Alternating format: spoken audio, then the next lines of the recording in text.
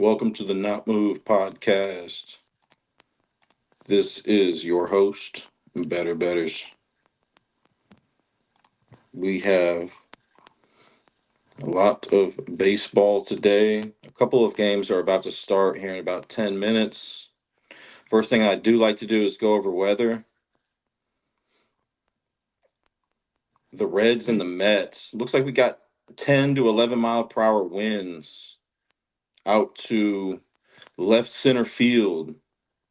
Once again, Reds and Mets, 10 to 11 mile per hour winds out to left center field. Now, with wind speeds, we talked about this yesterday, with wind speeds of 10 plus miles per hour, that can significantly alter a fly ball's path. And that typically benefits hitters. I'm not going to go over home run props in this Mets game, but yesterday we mentioned that it was a good ballpark for left handed hitters to hit home runs. So I think that could benefit those hitters in that game today. And then Royals Marlins, winds blowing in 8 miles per hour. I thought the play indoors. Yeah, okay, it's a retractable roof. So they're at Miami's ballpark. So if the roof is open, that could possibly benefit pitchers in that game. Once again, wind blowing in about 8 miles per hour in that game. So I'll go over some weather for some other games here in a second. I just kind of wanted to talk about maybe some statistics in the Cincinnati Reds and Mets game real quick. Cincinnati is 1-0 against the Mets this season. I look at run line trends after wins, after losses, when a team is a road underdog, home favorites, and things of that nature. The biggest run line advantage that I see when I'm looking at these trends is Cincinnati run line after a win. They rank fifth best in baseball. Now, Martinez is projected to be pitching for the Reds today, and Nick Martinez, and he hasn't pitched against the Mets this season. The Reds are they have a 2-8 record when they are on the road when Martinez pitches. 2 wins, 8 losses. Four of those um, four of those losses were by 2+ runs, and they won both of the games that they did win by 3+ runs. His average pitch count has been 80 this season, 76 in his last 5 games. So there could be a chance, maybe after the sixth inning, he comes out. Cincinnati's bullpen does rank 15th best in ERA. Now, looking at Holmes, Clay Holmes, pitcher for the Mets today. Both of these guys are right-handed pitchers. The Mets have a 6-3 record when Holmes is at home. When Holmes is at home, Holmes. They won 5 of those games by 2+ runs. So 5 out of 6 of those wins, they won by 2+ runs. They lost each of those games that they did lose by 2+ runs. So if you do like the Reds today, let me state this again.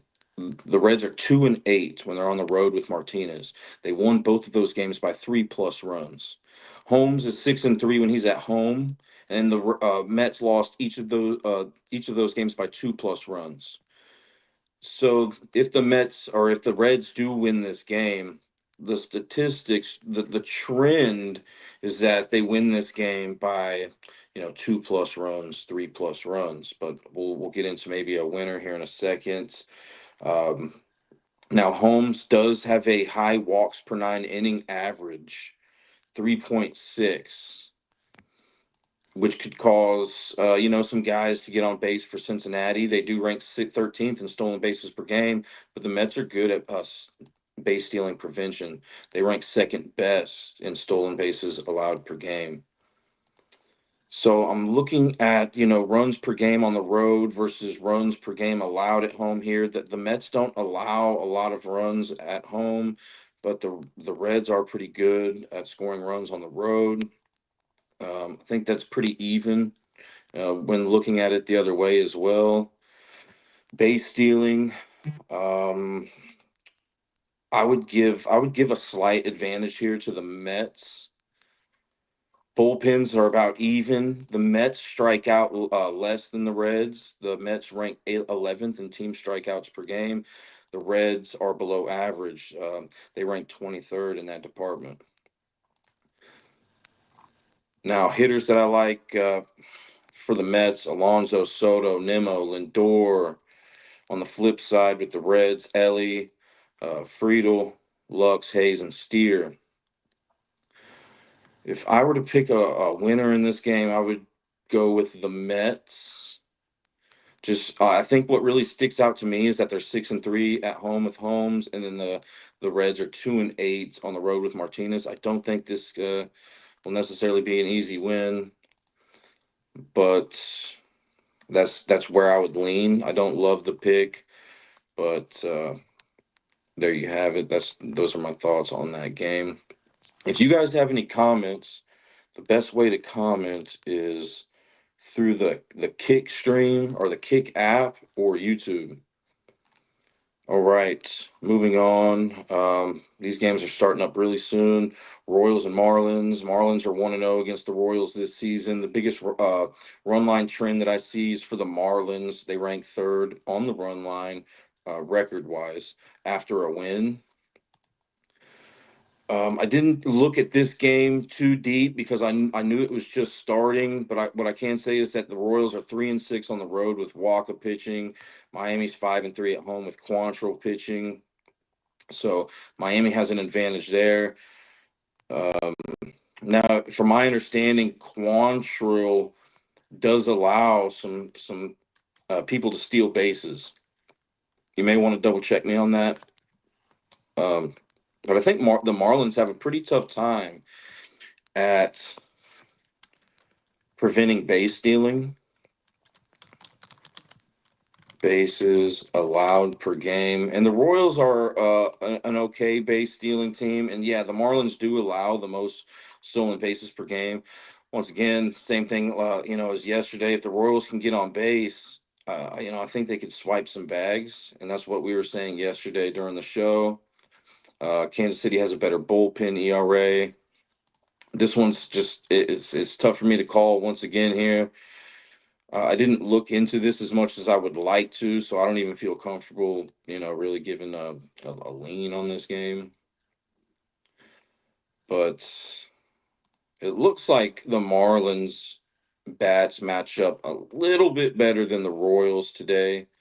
So I'm seeing some things that look good about the Marlins, but once again, I didn't look into that game a whole lot. Okay. So once again, those winds could be blowing in from left center field at about eight miles per hour, or so 8 to 9 miles per hour, which could benefit pitchers if that roof is open. Okay, so let's get into some other weather updates. Those two games start here pretty soon. Okay, so weather updates. Cincinnati and Mets, we already kind of talked about that. It does look like that rotogrinders.com says that there's a few showers around. It looks like they'll stay away from the ballpark. There could be a delay, but they're thinking that this game's going to play. Uh, Angels at Philadelphia, a few scattered showers, decent shot of a delay of some kind is what they're saying. White Sox in Pittsburgh looks pretty good, they're saying. Maybe a raindrop or two late in the game. Padres at Nationals. a cluster of showers and storms around the area during the first pitch, gradually clearing. They'll play, but they're not certain exactly. They're not exactly certain when they'll start that game. And then Baltimore at Tampa Bay Rays. Storms in the general area. Expectation is that the rain stays far enough for them to play ball. Athletics at Cleveland. Looks like there may be some rain and some storms coming in during the game. They're hopeful that they're going to play through it, but they're not certain. That it looks like the most questionable games in the air right now are the Padres at Washington and Athletics at Cleveland. And then there could be a few showers in the Atlanta game against the Yankees, and then Minnesota, Colorado. Um, Looks like it's pretty hot out there. Hot winds blowing out is what they're saying. Great hitting weather. All right. So, first game that we'll dive into. Well, let me check it with the wind real quick to see if we have any significant wind. Detroit at Texas. It looks like the wind is blowing out to left center field about 12 to 13 miles per hour when game time comes along. And then, excuse me.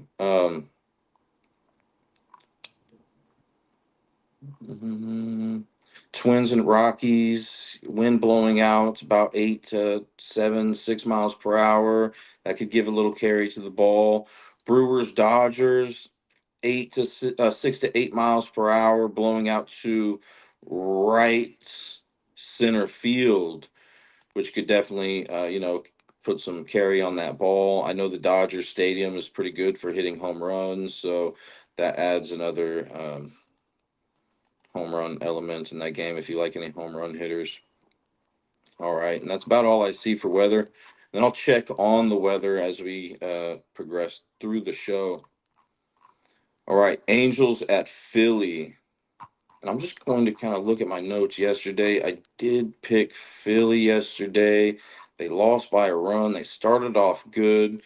Um, the Phillies are 0-1 against the Angels, so the Angels are 1-0 against the Phillies this season.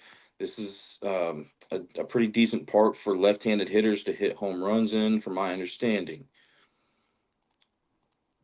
Run line trends, I don't see really any significant advantage for either team, but I am leaning towards, before I start looking at this game, I am leaning towards the Phillies getting this game. I'm just kind of trying to see, trying to compare my notes from yesterday to today's.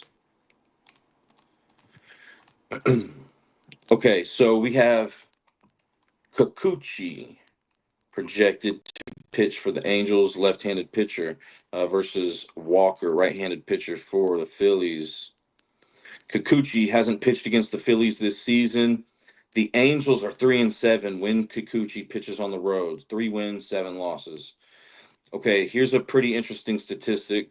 Out of those 7 losses that the Angels have had when Kikuchi pitches on the road, the Angels lost 6 of those games by 4+ runs. So if you're thinking, Phillies gets a large margin of victory today, the Angels did lose 6 out of 7 of those losses by 4+ runs. They lost 3 of those games by 7+ runs. Now, Kikuchi, his average pitch count is 96 this season. It's been 100 in his last 5 games. He is worse against right-handed hitters. If you like right-handed hitters in this game today, Trey Turner, Castellanos, Realmuto, and so on, then you have that going for you. Oh, 1 second, please. And what about this Sosa guy? He's a righty. Sosa's batting 338 off left-handed pitchers for the Phillies. So there you have it. Kikuchi has a high walks per nine inning average. It's at 3.9, which is definitely worth looking at. Philadelphia also does a good job in drawing walks per game. They rank sixth best at drawing walks per game. So that's, not looking too good there for Kikuchi. Now, on the flip side, we have Walker for the Phillies, right-handed pitcher. He hasn't pitched against the Angels this season. Now, we said that Kikuchi's 3-7, or the Angels are 3-7 when Kikuchi pitches on the road this season. The Phillies are 4-7 when Walker pitches at home. So just one extra win for the Phillies here. But they did win 3 of those games by 2+ runs. They won 2 of those games by exactly 8 runs. Um, the Phillies lost all of those 7 games by 2+ runs. So if you're thinking about going with the Angels today, once again, the Phillies have lost 7 games at home when Walker pitches, and they lost all of those games by 2+ runs. The average pitch count for Walker has been 50 this season. In his last 5 games, it's been 34. But I'm hearing that he'll likely raise his pitch count today. Let me look at this. Yeah, I mean, I'm seeing that he could, throw some more pitches than what he has been, which is important when you have a 23rd ranked bullpen ERA as the Phillies do. So I think it will be important for Walker to, you know, increase that pitch count for the Phillies to stay in this game. Now, Walker is slightly worse against right-handed hitters. Same with Kikuchi. I will say once again that this ballpark is good for left-handed hitters to hit home runs in, and we can look at these pitchers' pitch arsenals here in just a second to see uh, which left-handed hitters or righties could benefit from this. Just because it's a good park for left-handed hitters to hit home runs doesn't mean that a righty can't hit one, right? Walker also has a high walks per 9 inning rate, but the Angels rank 24th in team walks per game. And I'm also a little bit less concerned about the Angels stealing bases. They rank 29th in stolen bases per game, and the Phillies rank 8th in stolen bases allowed per game. Um, Okay, so when I'm looking at the Phillies, they're good at scoring runs per game at home. They rank 7th best. The Angels have been allowing a lot of runs per game on the road. They rank 24th in that department. Phillies, I would give them the base stealing advantage, a slight bullpen advantage. The Angels strike out the second most times per game out of any team, and the Phillies rank 10th in that department, 10th best. So I see a lot of advantages today for the Phillies. Some guys that I like. Um, so I look at batting average against the hand the pitcher's throwing with. So I see more guys for the Phillies here that have a better batting average, have a good batting average against that lefty Kikuchi than I do for the Angels. But I saw that yesterday too, and the Angels ended up winning that game. So, and I also did mention this is baseball, man. Anything can happen, but I look at this from an analytical standpoint. So, um, okay, so let's look at these pitchers' pitch arsenals real quick, and then just kind of see if we can find a quick home run hitter. I think I mentioned Schwarber and Harper yesterday. From my understanding, they did hit one yesterday, so that was good. But today's a new day. Okay, so the Phillies, Kikuchi throws 30% or 37% of his pitches are the slider. So I'm looking at baseball savant .mlb.com, and I think this is a great source for those who are interested in kind of what I'm looking at here. I'm looking at slugging percentage for Philadelphia Philly members against that slider, which is Kikuchi's most used pitch this season. Um, Sosa, and he's good off of lefties. So um, uh, I wonder how many home runs he has this season. Let me check real quick. When I think of the second baseman, so he only has three. He only has three, but he's doing really good against this left-handed pitching. Maybe you're looking to take a player to get a hit. That would be my pick, probably for the Phillies to at least get a hit. Now he only has three home runs this season, so it's not likely that he does get a home run. And he also is a right-handed batter. This is a lefty ballpark, from my understanding. So, but if you're looking for a hit, that would be who I'd like. But his slugging percentage is good. Slugging percentage doesn't necessarily mean all of them are home runs, though, right? But uh, doubles and whatnot. Okay, so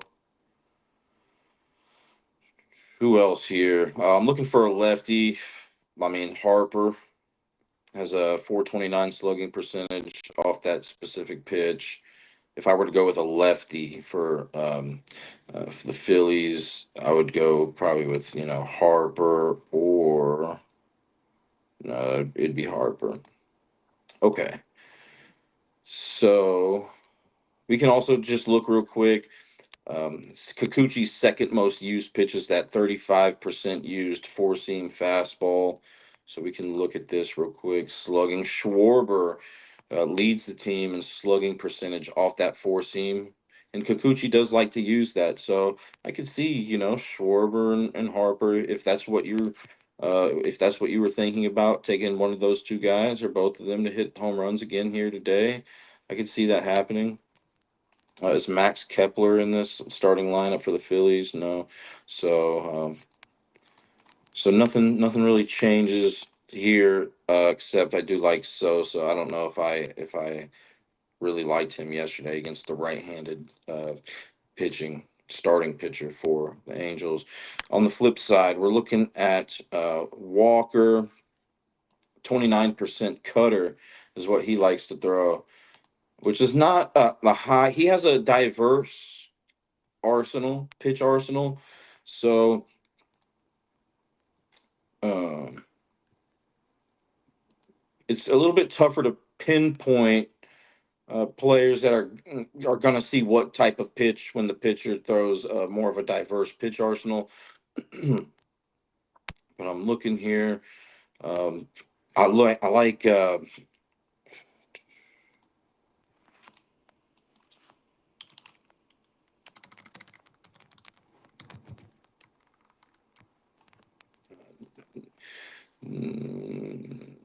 Sean O'Well, the lefty. I mean, him, Moncada, and Rengifo are the only ones that should be batting left today.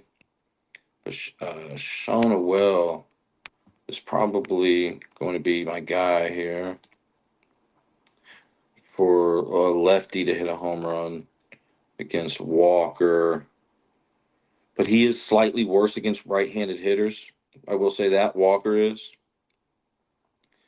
And then Zach Neto, shortstop, batting in the one hole today. I think he could take one over the wall. Now he is a righty, but we can just dive into Walker's pitch arsenal real quick. 29% cutter.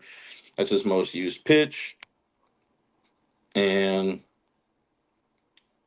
Hop and he's not in the Trout is slugging that cutter pretty good, and so is Nito. So and Sean O'Well is doing okay off of it too. So Those would be guys I'd be looking at. Anyways, I can't back away from the Phillies again here today. I like how their bats match up against Kikuchi more than I like the Angels bats and how they match up against the Angels. So, and if I were to lean one way on the run line trend, I would lean towards Philadelphia. All right, moving on. White Sox at Pittsburgh. We got a few games on right now, I believe.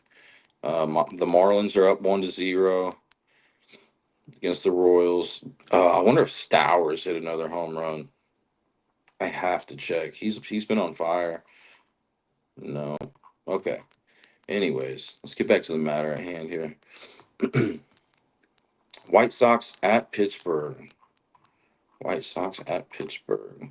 Some of these notes that I'm using today are from yesterday, but not many of them. I'm trying to think of something that maybe I used from yesterday. I don't know, but if I come across something, I'll mention it. Okay, so White Sox in Pittsburgh yesterday. Did like the White Sox in that game, plus that 1.5. They ended up winning outright. Now, today could be a different story. I don't like how their bats match up today as much as I did yesterday. But the biggest run line trend advantage that I see is for the White Sox. They rank 11th on the run line after a win. Their record ranks 11th in baseball. So that's the best run line advantage that I can see for the four categories that I like to look at. Now, Hauser is projected to start for the White Sox and Burrows for the Pirates. So look at Hauser. He hasn't pitched against Pittsburgh this season. The White Sox are 2-3 when Hauser pitches on the road this season. They lost one of those games by exactly 2 runs. The other games they lost by 1 run. They won one game by exactly 2 runs. So these games have been uh, close when Hauser pitches on the road. His average pitch count is 93. 92 is his average pitch count in his last 5 games. He is worse against left-handed hitters. His walks per 9 inning rate isn't extremely high. It is getting near the threshold, but it's not extremely high.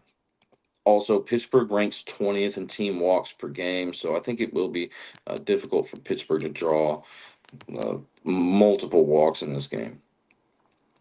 Burrows, the right-handed pitcher for Pittsburgh, hasn't pitched against the White Sox this season. Pittsburgh is 3-2 at home with Burrows this season.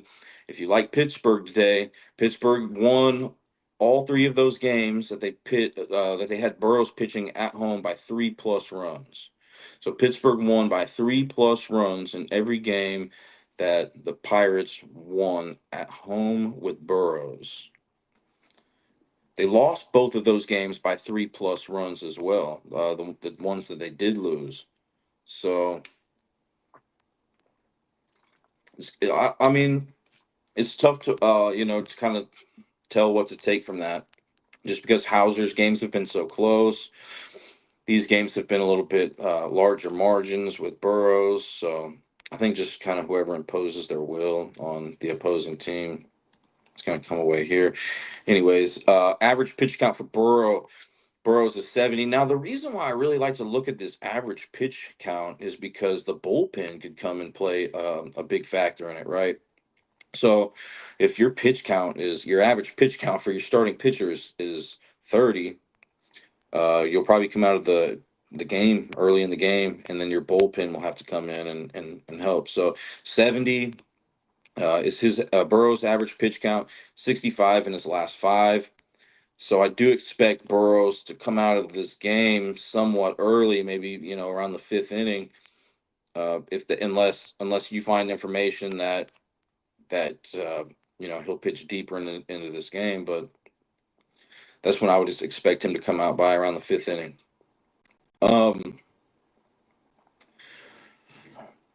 With that being said, Pittsburgh has the 13th best bullpen ERA, so they are above average. Their bullpen is. Now, Burrows does have a high walks per 9 inning rate. It's 3.7. Anything at 3.5 or higher, is worth looking at. And the White Sox rank 12th in team walks per game. So I think the White Sox could maybe draw some walks in this game and maybe swipe a bag or two. Now Pittsburgh does have a base stealing advantage. If Pittsburgh gets on base, they rank ninth in stolen bases per game. The White Sox rank 23rd in stolen bases allowed per game. The White Sox haven't been scoring a lot of runs per game on the road. Pittsburgh hasn't been allowing a whole lot of runs per game when they're at home. Um, with all that being said, I think I'm going to have to lean towards Pittsburgh a little bit more today. Like I said, I wouldn't be surprised to see the White Sox plus 1.5 hit here again today, but I do not like their lineup, um, their matchup offensively against Burrows as much as I did like their matchup yesterday. So I gotta lean with Pittsburgh in this game, and if I were to pick a run line, I would have to lean Pittsburgh on that as well. Moving on, San Diego at Washington. This is one of the games that we were concerned about the weather yesterday. It ended up playing, and then today, a little somewhat concerned about it, but they're thinking that they're going to play this game. So we got Darvish versus Mitchell Parker. The biggest run line record trend advantage I see is that the Padres rank ninth on the run line after a win. Ninth best. Also, Washington on that run line as a home underdog. They have the 25th best record in baseball, or should I say the sixth worst record in baseball on that run line as a home underdog. Darvish hasn't pitched against Washington this season. He hasn't pitched a road game this season. He's got limited history. When I click on his game log, I believe he's only pitched. He's coming back from an elbow injury, so he's only pitched 63 pitches his first game, 83 in his second game. I wouldn't be surprised to see him get a full workload here today. He may still have to build it up a little bit more, but his average pitch count has been 73 this season in those two games. He's had some walks. He's walked some guys. Let's see how many he's walked. Three in each of the two games that he's played this season. He's walked three batters, which makes me look at that Washington Nationals stolen bases per game. They rank eighth best in that department. The Padres are slightly below average in stolen bases allowed per game. So, if Darvish is walking guys, I do think Washington could swipe some bags in this game.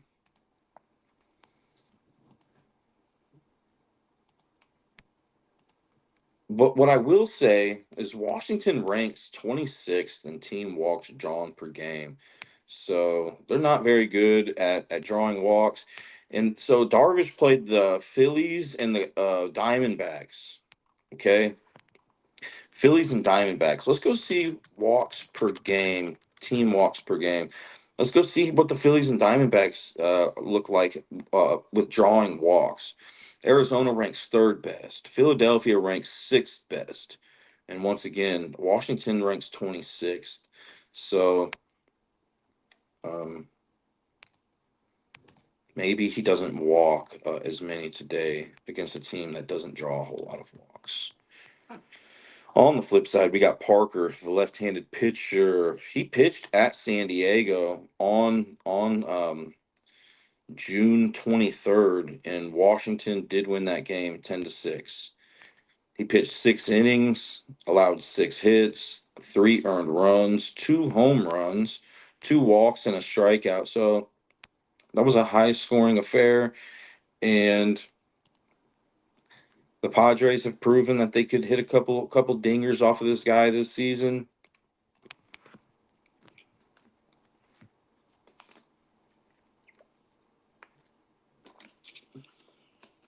Padres have proved they can hit a couple dingers off him. Okay, so Washington is 5-5 when Parker pitches at home this season, but they have lost 4 straight games when Parker pitches at home this season. They lost all of those games by 2+ runs. All of those 5 losses that they've had at home this season when Parker pitches was by 2+ runs. So if you like the Padres on that run line today, you got that going for you. The average pitch count is 87 for Parker this season, also in his last 5 games. He has a worse batting average. Left-handed hitters are hitting better off of Parker this season, and he's allowing more home runs to right-handed hitters. So if you like a right-handed hitter in this game to hit a home run, you got that going for you. If you like a left-handed hitter to get a hit in this game, you have that going for you. Maybe a lefty will do both. And then we can just kind of click on the history here. Let's go see if there's any history with Parker. Looks like Machado has a dinger off of him, 5 at bats. I'm looking at rotowire.com. 5 at bats, 1 home run. Cronenworth also has a dinger off of him. Is Cronenworth in today? Yes. Both of those guys are playing today. And then are there any lefties that have accumulated some hits here? Arise has 5 hits at 9 at bats, batting a 5.56. That's a pretty decent sample size, 9 at bats, and has 5 hits there. And then Jackson Merrill, he has 4 hits at 5 at bats against Mitchell Parker today. Also, guys, these are the batters that do good for the Padres when I'm talking about batting average against left-handed pitchers, right? Bogarts is batting a 311 off left-handed pitching, and then it's Sheets at 280, Machado 270, Arise 260, Merrill 256, and Iglesias at 254. So those are the top guys right now, batting average wise against lefties for the Padres. And then this isn't a home run park, from my understanding, but I do want to look into maybe a home run prop here for this game for you guys. The wind doesn't look like it should significantly impact anything, but okay. So let's finish up what we were talking about with Parker here. His walks per 9 inning average is right at that threshold at 3.5. And San Diego ranks 16th in team walks per game, so they could get walked. I think there's a decent chance that they draw some walks this game. The Padres rank 16th in stolen bases per game, and the Nationals rank 15th in stolen bases allowed per game. So typically it's tougher to steal off of left-handed pitchers. I haven't found the best source to see which pitchers allow the most stolen bases, but let me just look it up right here. Which pitchers allow the most stolen bases? I was looking at something earlier this morning. And I just want to see where Parker's on this list. Looks like he's really, from my understanding, he's got a good pickoff, or he doesn't allow, maybe not a pickoff move, but he doesn't allow a whole lot of base stealing. So you may want to, check me on that, but if it's important to you. But from my understanding, yeah, he's not allowing a whole lot of base stealing. So, but I do think, still, right, San Diego can still get walked this game. Runs per game on the road, San Diego ranks 25th. Washington, they've allowed the third most runs per game at home this season. Washington ranks 23rd at runs per game at home. Padres rank 18th in runs per game allowed on the road. I don't really see any advantage here for either of those teams and looking at those trends, but I guess if I were to give an advantage to somebody, it'd be Washington in that department. Stolen bases, once again, I'd give a slight advantage to Washington there. But San Diego has a monstrous bullpen advantage. They rank second in that bullpen ERA. The Nationals rank dead last. So, and then strikeouts per game. These are two teams that are tough to strike out. So the Padres rank third best in team strikeouts per game, and the Nationals rank fourth. Um, so I like how the Padres match up a little bit better today. Their bats than I do. Um, than I like the Nationals. Also, we were talking about Darvish potentially increasing that workload. And if he doesn't, San Diego does have a good bullpen. And if San Diego falls behind early in this game, I think they can, bounce back and maybe get a win there at the later stages of the game. Once again, I like how their bats match up more than the Nationals do today. Although, the Nationals, they have that's base stealing advantage. But yeah, give me the Padres here, and if I were to have to lean one way, I'd have to go Padres on that run line. Now, if you really were interested in a home run hitter this game, it's a little bit tougher for me to pinpoint a national player just because Darvish has a more diverse pitch arsenal. But Parker throws that four seam fastball 55% of the time. So when we look at um, four seam fastball, when we filter this to the Padres and who has a good slugging percentage off that four seam flat fastball, it's Manny Machado. 655, he leads the team. Then next up is Sheets. Also, Machado's batting that 270 off lefties, right? He hit one yesterday, I believe.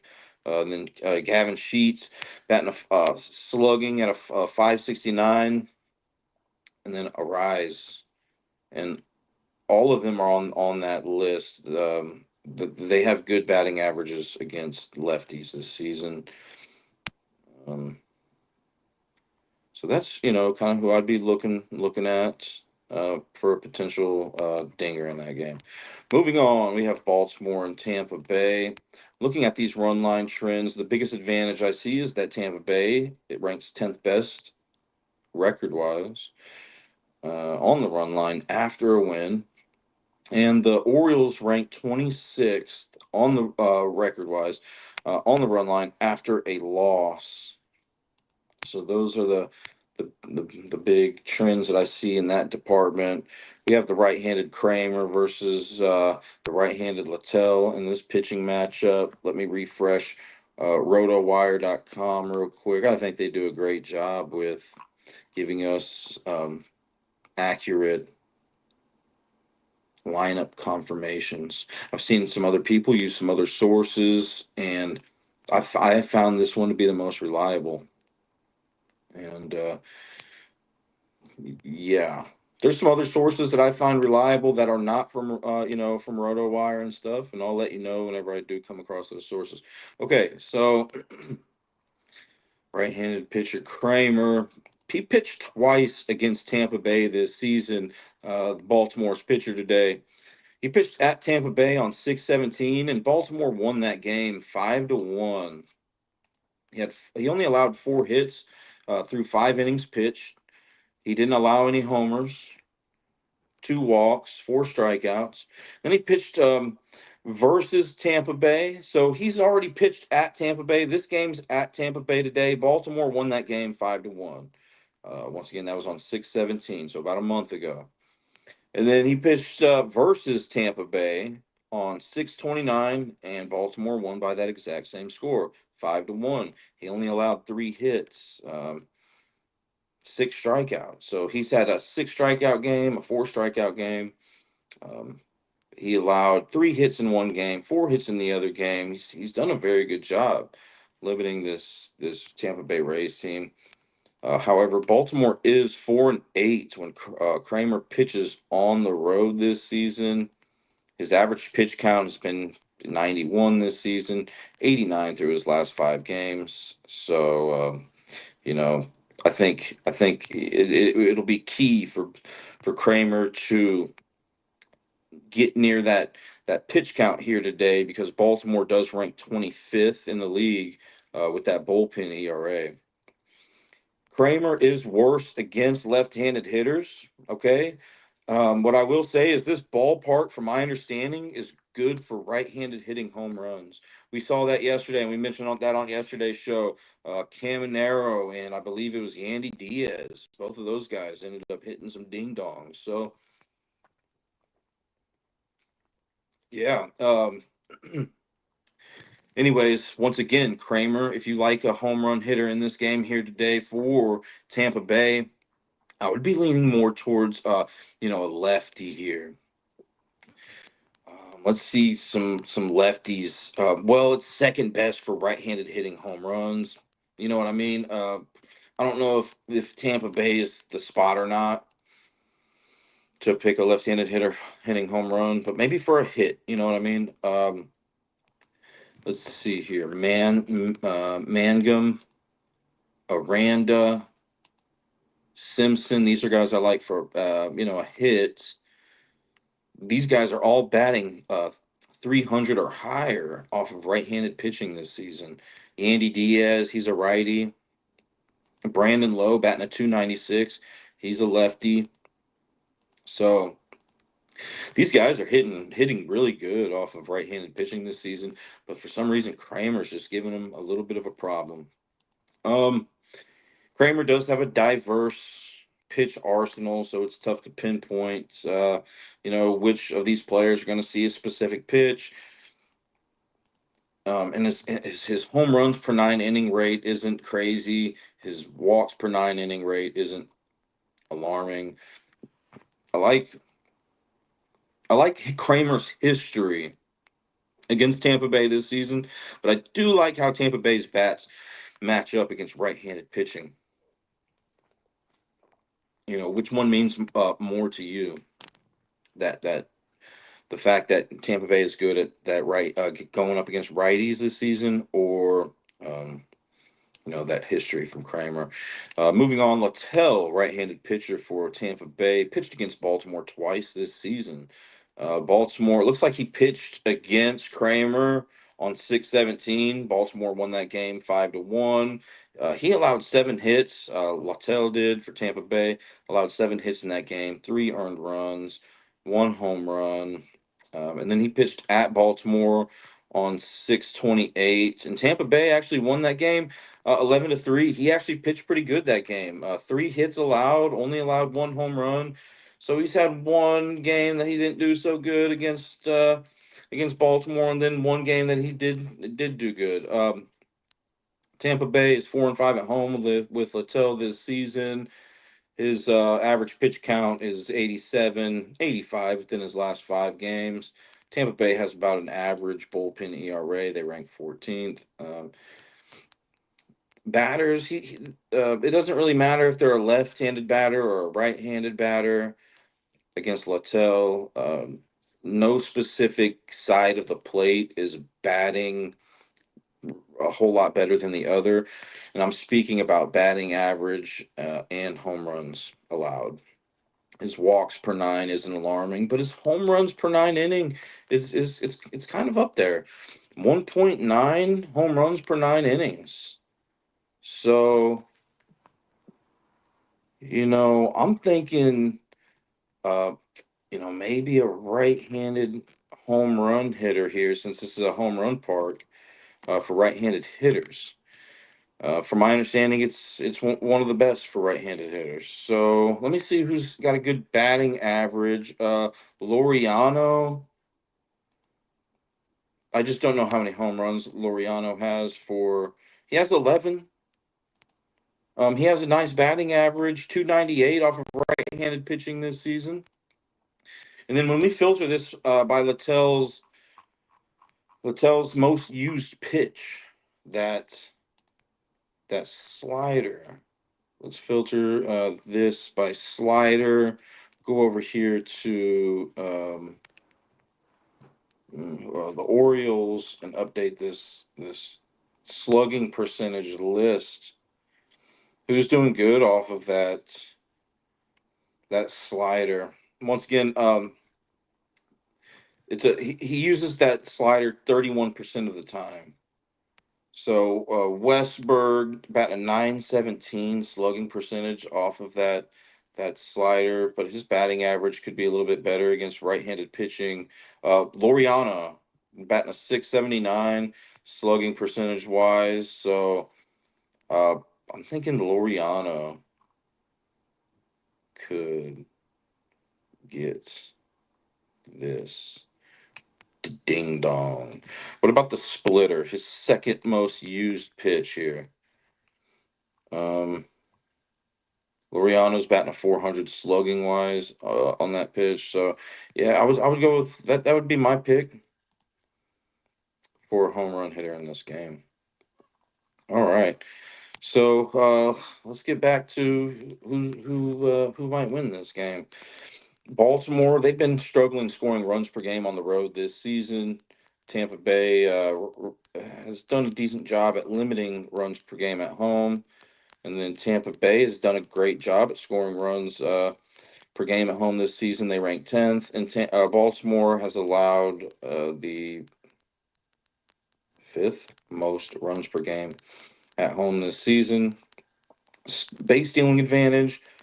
Baltimore, they're average at base stealing, and Tampa Bay isn't good at base stealing prevention. But Tampa Bay does rank the first in stolen bases per game. Baltimore ranks 18th. Tampa Bay has a better bullpen. Tampa Bay has strikes out less times per game. I think their bats match up better today, batting average wise, against Baltimore. Now Kramer, once again, he's proven that he could beat Tampa Bay, and he's 2-0 against Tampa Bay. Baltimore's 2-0 against Tampa Bay this season when Kramer pitches. But I'm gonna look for that trend to end here today. I'd have to go with Tampa Bay in this one. Once again, at least they have that run line trend working for them. I like their batting average against right-handed pitching. I don't feel uh, too confident in that play, though. But if I were to have to lean one way or another, I'd have to go with Tampa Bay in this one. Don't let me steer you away from your pick though. Like maybe you liked Baltimore going into this game, and you heard some things that maybe you didn't even know, and now you like them even more. Once again, I don't feel great about this one. I'll let you know if I do like a pick, but yeah, right here, I don't know. Just trying to give you some information, and you can kind of make up your own mind here. Okay, Detroit and Texas. Um, so the line was close on this game, so I didn't look at Detroit when they were. Let me just go look at the line real quick. It'd be easier if I just do that instead of try to explain myself here. Okay, Texas is favored according to the book I'm looking at. A home favorite, and Detroit is a road dog. Detroit, from my understanding, has just been struggling a little bit lately. Um, Run line trends is what I was looking at. It's teamrankings.com.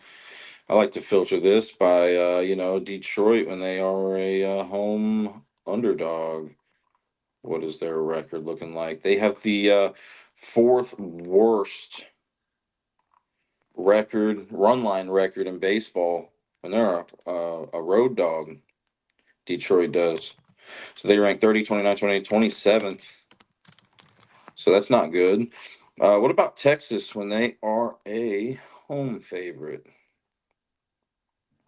Let's go take a gander at that. Texas as a home favorite. They have the second best record in baseball on the run line trend.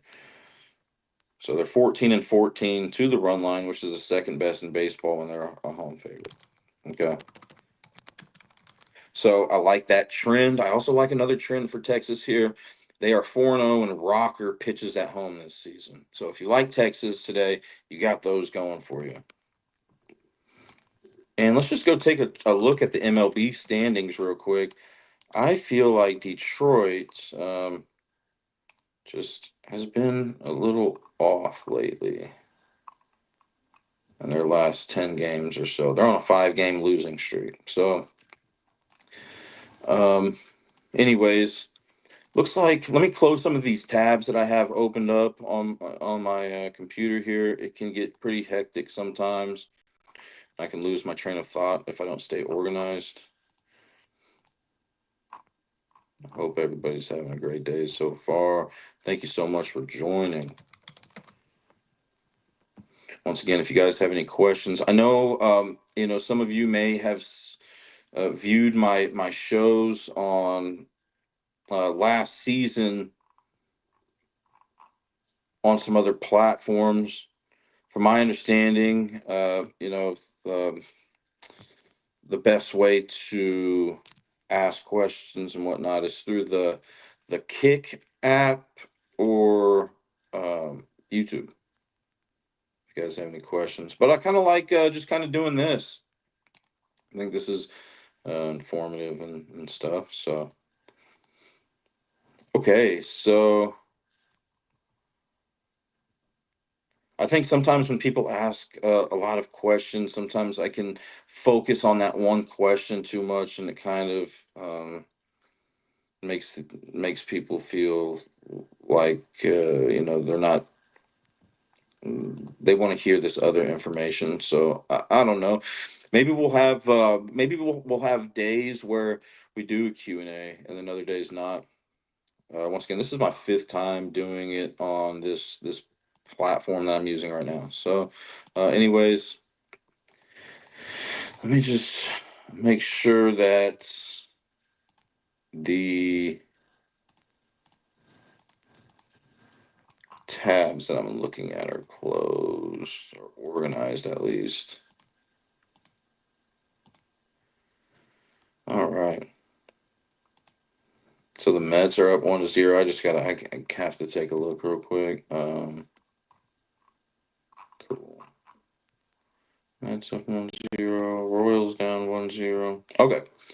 Okay, so we have Detroit at Texas, Montero versus Rocker, both right-handed pitching. Neither of these pitchers have pitched against each other this season. We did say that Rocker's 4-0, or Texas is 4-0, and Rocker pitches at home this season. Detroit is 2-2, and Montero pitches on the road. Now, out of those 2 games, Detroit lost both of those games by 4+ runs. Okay. Now Montero's average pitch count has been 78 this season, 71 in his last 5. Detroit has a below average bullpen ERA. They rank 22nd. He is slightly worse against left-handed hitters. If you're looking for a left-handed hitter today for this Texas team, I'm thinking left-handed hitter Texas. Smith in this order: Smith, Seager, Smith and Seager. Smith's batting at 295 off of right-handed pitching. Seager's batting at 283. Once again, Montero slightly worse against left-handed hitters this season, or throughout his career. His walks per 9 inning isn't crazy. His home runs per 9 innings is getting up there. It's 1.7 home run per 9 inning average. Let's go see if there's any history. That's something that I, kind of like to look at, the history that these batters have, and it doesn't look like Texas has any history off of them. Do think that history is important. Okay, 30% four seamer is what he pitches. So let's go look real quick. Now, this ballpark, from my understanding, isn't the best ballpark for a left-handed hitter or a right-handed hitter to hit a home run. But I'm only looking at one source.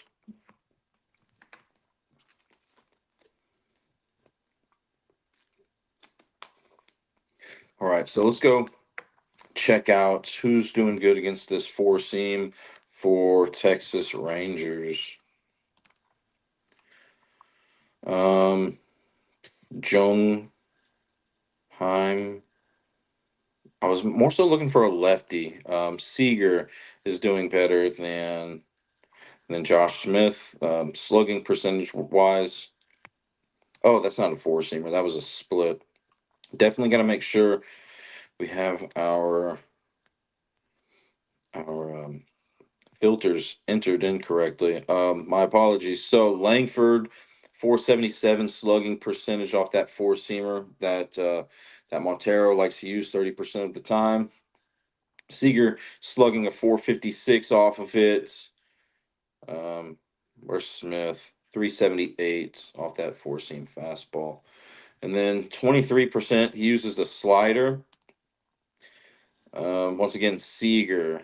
So if I were to go with a home run hitter in this game, or really just somebody to get a hit, I think I'd maybe be going Seager. Yeah. Let me just check one other thing here.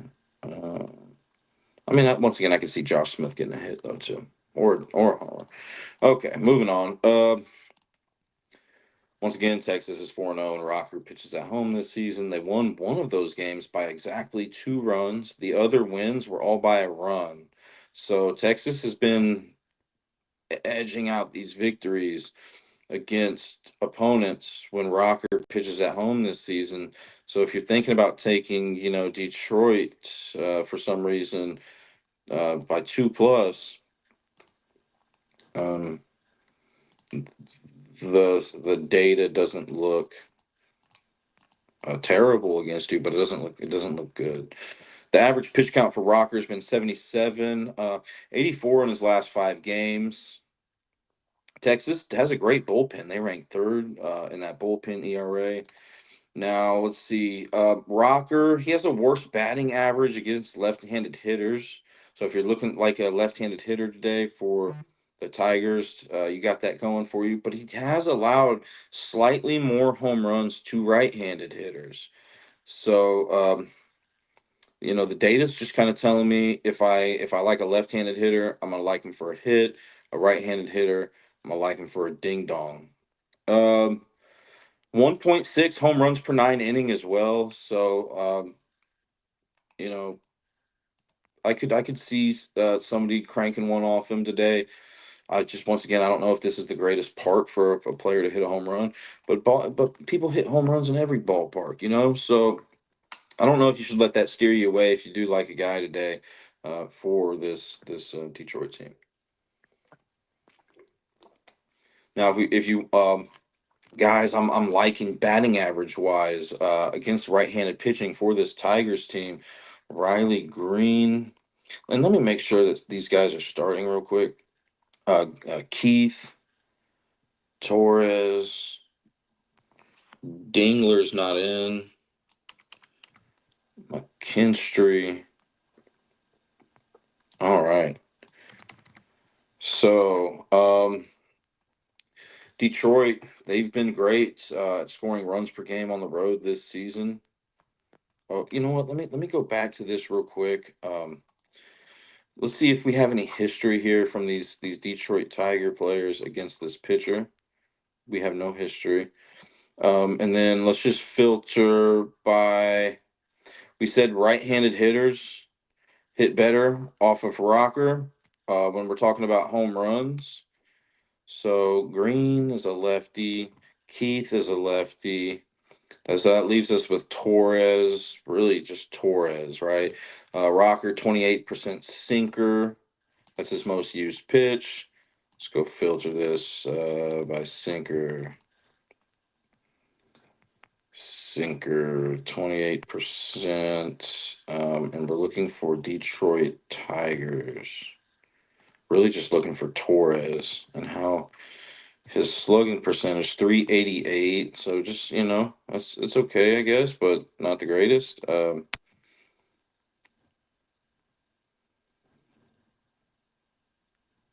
Oh, that's batting average. Oh, Torres is batting 694 slugging percentage. 694 slugging percentage off that 28% used sinker by Rocker. So that would be my pick for a home run. Torres uh, in this game if I had to choose one. Anyways, Detroit runs per game on the road. They rank fifth best in baseball. And then Texas has allowed the least amount of runs per game at home this season. Texas hasn't been scoring at home. They rank 28th in runs per game at home. Detroit ranks 11th at runs per game allowed on the road. I would give, although Detroit is good at base stealing prevention, I would give a slight edge here to Texas, or just a medium edge to Texas here because Texas ranks fourth in stolen bases per game. Detroit does rank fourth in that prevention, but on the flip side, Detroit steals the least amount of bases per game out of any team in the league, and Texas does a good job at base stealing prevention. They rank 10th in that department in stolen bases allowed per game. Texas's bullpen is ranks third. Detroit ranks 22nd. ERA. Speak when I'm talking about bullpen, I'm talking about the ERA. Texas strikes out less. Detroit ranks 25th in team strikeouts per game. So if you like Rocker for some reason for strikeouts, I don't know what his prop looks like. You got that going for you. Anyways, I think I got to go Texas here. I like that trend 4-0 when Rocker pitches at home for Texas. I like that Texas is ranked second best in baseball on that run line as a home favorite. And Detroit ranks 27th on the run line when they're a road underdog. Detroit's lost 5 games in a row. Uh, I think Detroit does have a chance, though. If Riley Green, Colt Keith can get going, Torres, McKinstry. So, but when I'm looking at these batters matched up against these pitchers, there it's about even, to be honest with you. It looks about even. So, um, but I'm gonna go with Texas in this one. Not something that I absolutely love, but maybe you love it. Maybe you were coming in here today thinking, yeah, I like Texas, and now you've heard some of this other stuff that you may have not thought about before you joined the show, and now it gives you a little bit more confidence. Okay, moving on. It's baseball though, guys. Right? Anything can happen, but as you guys know, so.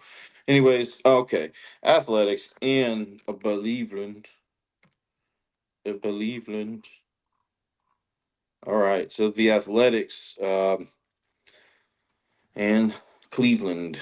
Cleveland is 3-1 against the athletics this season. Cleveland ranks 10th best on that Park Factors source that you guys probably heard me say a million times. They rank 10th best for left-handed hitters to hit home runs. So Severino, right-handed pitcher for the Athletics, hasn't pitched against Cleveland this season. The Athletics have 3 wins and 5 losses when Severino pitches on the road this season. They did win all of those 3 games by 2+ runs, but they lost 4 out of 5 of their losses by 2+ runs. So just the reason why I look at that is because, I mean, if you're thinking about taking the Athletics here, just based on that trend, it looks decent that they're going to win by 2+ runs. And then, uh, 4 out of 5 losses that they've had with Severino on the road this season have been by 2+ runs. So if you're thinking about taking Cleveland by 2+, you got that going for you. Average pitch count for Severino this season's been 97, 95 in his last 5. He has a slightly worse batting average, or uh, Severino is allowing left-handed hitters to hit more often against him.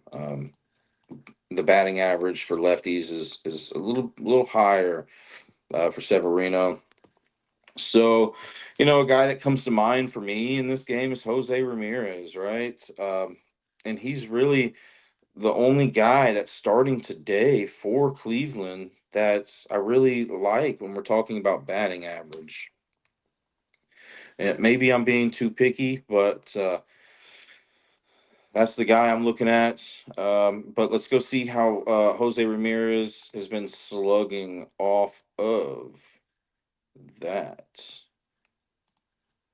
Force 26% used four seam fastball by Severino.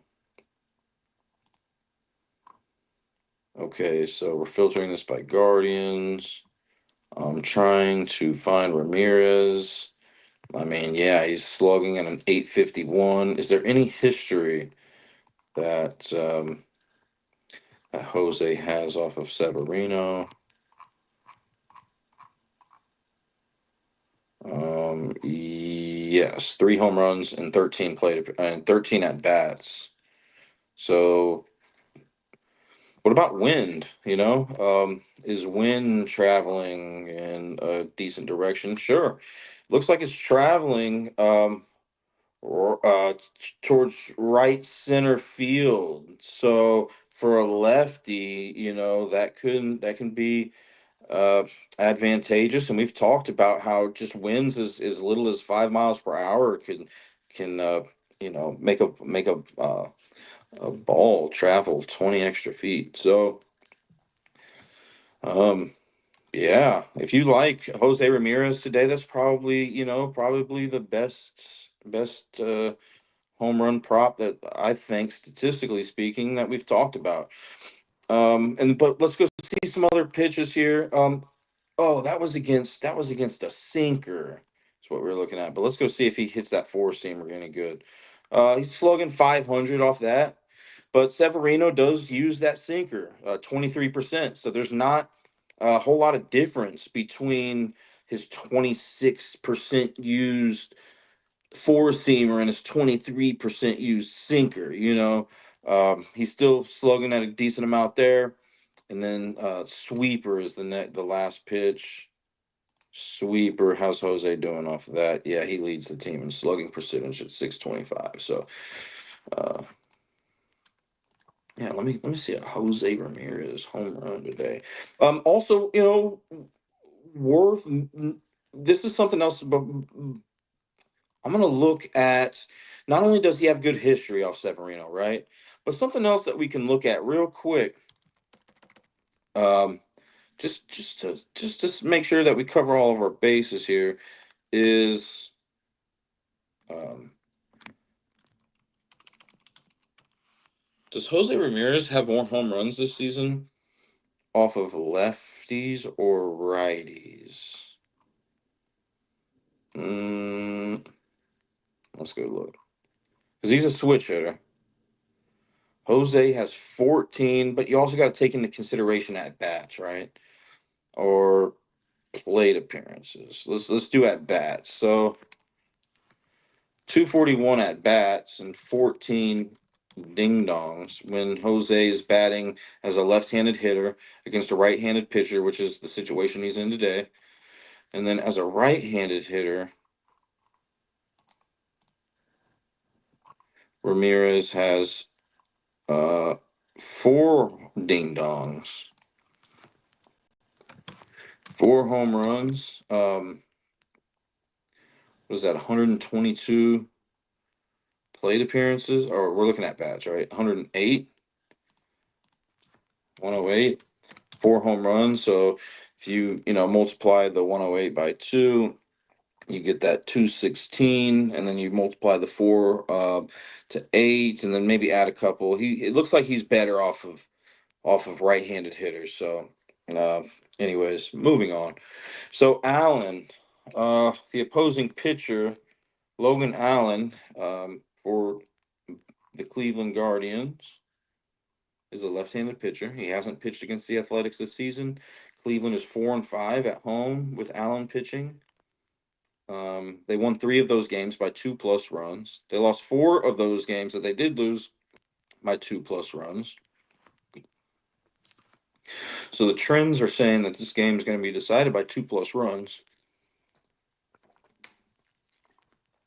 Average pitch count for Allen, it's 88 this season, but it's been 97 in his last 5 games. So he's been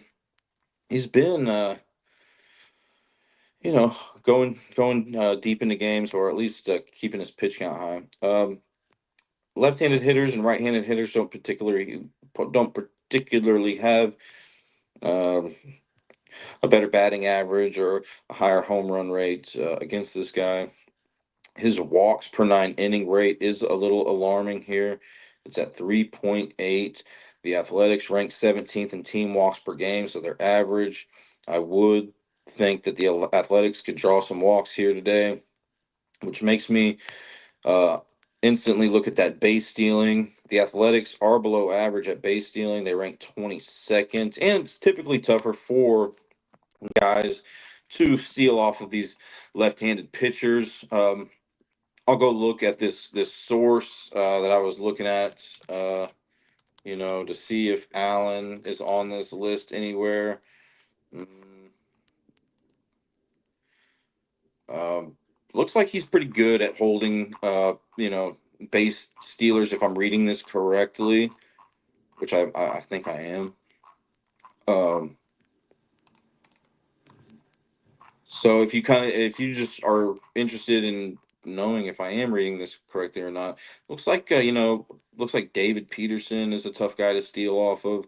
Freed, Mitchell Parker, uh, Skeens, and then some guys that are easy that do allow some base stealing. Uh, Miami Marlins pitchers Alcantara, Cabrera, Joe Ryan, Jeffrey Springs, and whatnot.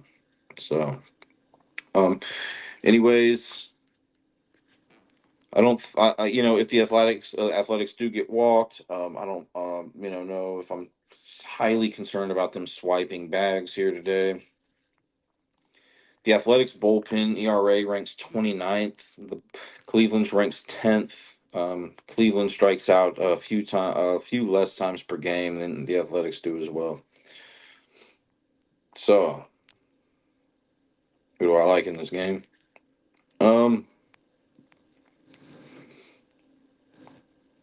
I think Stephen Kwan being out hurts the Guardians, but he was out yesterday, and the Guardians got the job done. Let me kind of just compare my notes from today and yesterday on that on that game. Ooh, yeah. I really liked the Athletics bats and how they matched up against the righty Saccone yesterday. But and I wasn't too high on Cleveland's bats, to be honest with you. But today I don't like the Athletics bats as much. I don't like Cleveland's bats as much either, but I really liked the Athletics bats yesterday. When I was looking at that batting average, I got to go with Cleveland in this one. Even on that run line, um, for the reasons that we've mentioned, I think one of the big things is these run line trends. Um, they are 3-1 against the Athletics this season. They have a better record, I guess. I mean, at home with Allen pitching than they're 4-5 than the Athletics do. With Severino on the road, he's 3-5, but that's not necessarily fair to Severino because he hasn't played that extra game. Really, I think it's pretty close. But I think what it really comes down to for me is the bullpen ERA. Um, the bullpen ERA.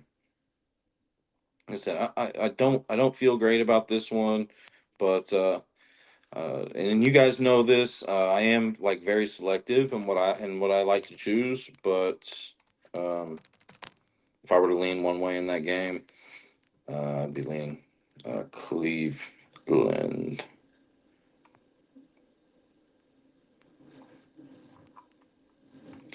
Would be leaning Cleveland in this one. Okay, moving on. Boston and Chicago. How many games do we have left here to talk about? 1, 2, 3, 4, 5 games left to talk about. Let's do a little score update here. Marlins are still up 1-0 against the Royals. The Reds and Mets are tied 2-2. All right. Moving on. We got Bayo versus Imanaga. Biggest run line advantage trend wise that I see here is that the Cubs, as a home favorite, rank fifth, best in baseball on that run line. But after a win, they rank 28th on the run line after a win. So the Cubs looks like, at least in regards to run line records, they've been struggling, continuously hitting that run line after a win. Now Bayo hasn't pitched against the Cubs this season. It's the Red Sox pitcher today, projected to be. Uh, Anyways, the Red Sox are 1-3 with Bayo on the road this season. They lost each of those games by exactly 1 run. So if you're thinking about taking the Cubs today, you got that working against you. Bayo's been keeping these games close. The Red Sox have been keeping the games close when Bayo's been pitching on the road. If you like the Red Sox, plus 1.5 here today, you got that going for you. But there's other stuff to look at, right? The game that they did win with Bayo, they won by exactly 10 runs. Bayo's had a high pitch count average this season, and in his last 5 games. Both of those are at 94. His walks per 9 inning average, his home runs per 9 inning average is not alarming. Now, let me look to see who's starting, because there's a lot of hitters that I do like in this game. Now that doesn't necessarily mean that I think there's going to be a ton of runs scored in this game. Maybe there could be, but the batting averages, these are good teams against these specific handed pitchers. When I'm talking about batting average, okay. So let me just look at this stuff real quick here.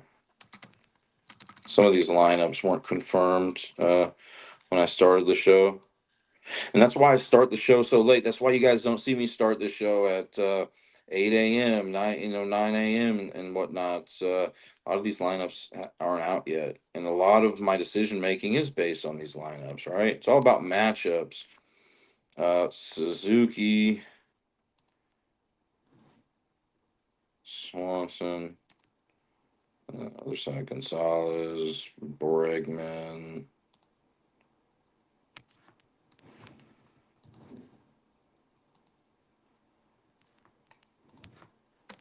And if I don't see anything that I like today, then I won't play anything, Okay. All right. Anyways, thank you for your patience there. All right. So this ballpark, I do want to mention this ballpark ranks 6th best on that website that I like to look at for right-handed hitting home runs. Is there any wind here today in this Cubs game that could give an extra boost or anything like that? Let's check. Wind boost. Cubs, it looks like it's blowing out towards the right pole, about 6.5 miles per hour or so, which can give a little extra carry to the ball. So yeah, right-handed hitters is typically what I'm looking at in this one, but doesn't mean a lefty can't hit a home run, right? The wind seems like it's moving in a lefty's direction. Anyways, we'll look at the pitch arsenal for Bayo here momentarily. All right, Imanaga. The Cubs have a better record when Imanaga pitches at home. They're 3-2 than the Red Sox do with Bayo on the road. They're 1-3 once again.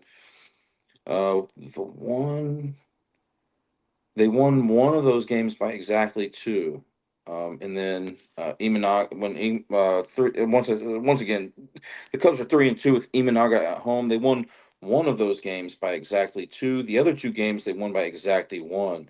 So both of this could be a close game just based on these trends that I'm seeing for both pitchers. Um, they did lose both games by 3+ runs. That the Cubs did lose. Average pitch count for Imanaga has been 85 this season, 83 in his last five. He's worse against right-handed hitters. So if you do like a right-handed hitting Red Sox to get a hit today or potentially get a home run, I find more reasons to agree with you than I don't. But let's go check because Imanaga throws 50% this season. He's throwing that four-seamer. Now, his home run per nine inning rate is 1.5, which is doable for somebody to hit a home run for the Red Sox here today. So let's go look at four seamers, Red Sox. Filter this. Who's hitting the best? I'm looking for somebody that has a decent batting average against left-handed pitching. Um, Now I think he's a lefty, isn't he? No, he's a righty. I would say Rafaela has the numbers are looking pretty decent for him to hit a home run today. He's batting 250 batting average off of left-handed pitching. And then off of the four-seam fastball, he leads the team in slugging percentage at 605. And then next would be Romy Gonzalez, 526 slugging percentage off that four-seam fastball. And he does lead the team in batting average against left-handed pitching at 406. Is he starting today? Did I say that? Yeah, he's in that three hole. So we can go see too if there's anybody that has history off of Imanaga here for the Red Sox. Not really. There's very little history here. Um, all right. So those would be maybe my guys. I know it's like Story, being a Rockies fan, sadly. Hey, they won yesterday.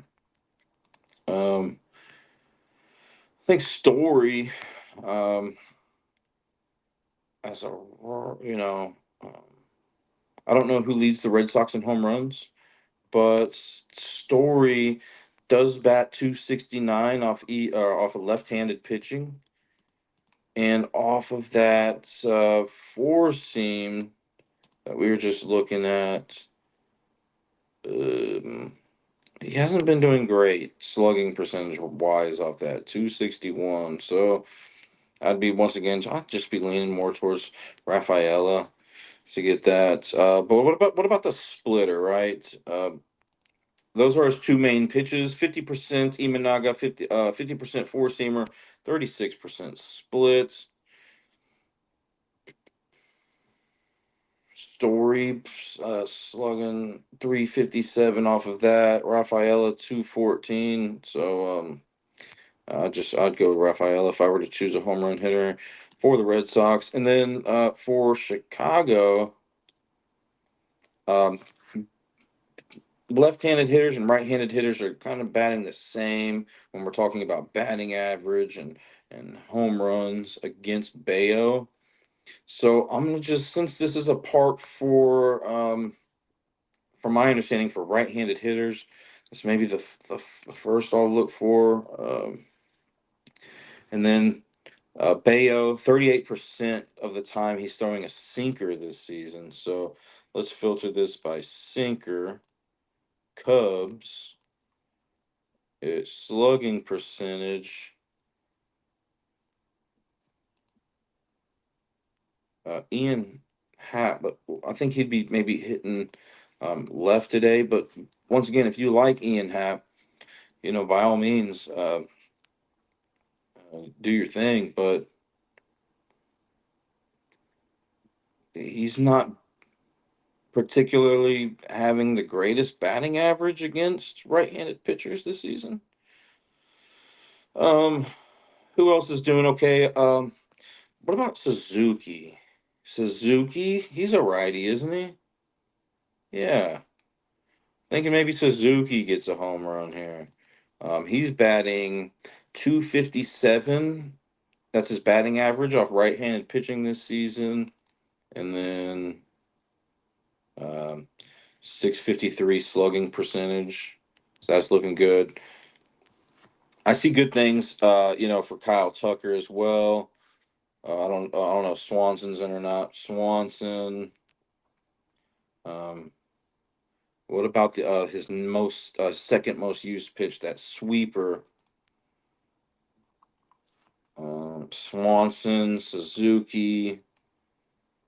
What about that four seamer? Bush, Suzuki. So I'm seeing Suzuki on these lists. Once again, saying it's that source is telling me that right-handed home runs, and you can fact check me on that. Maybe they're the worst, but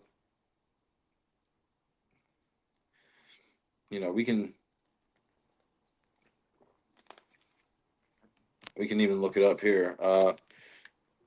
Is Cubs ballpark good for? I mean, it's probably not going to tell me which site or which side. So I'm just seeing, just like it's generally not considered a good ballpark for home runs. So it's just kind of up to you on where you're going with that. I see too many sources and too many different things. If anybody has like a good source for um, which ballpark is the best for left-handed hit, specifically left-handed hitters or right-handed hitters to hit home runs, that'd be awesome. Somebody can find that, and I'll look for it too. And probably tomorrow. I don't think I'll be doing a show tomorrow. We got a lot of early games. I need to be fresh for probably a show on Monday. I'm guessing there's probably some games tomorrow. I mean, on Monday. Let me just look real quick. If I do a show tomorrow morning, I'll make an announcement. I don't think I will, just so I don't get burnt out. But Monday we have a lot of games, new series starting, so that's probably the next time I will be doing it, and that'll probably be at like 5 p.m. Eastern time. Anyways, um, who's gonna win this game?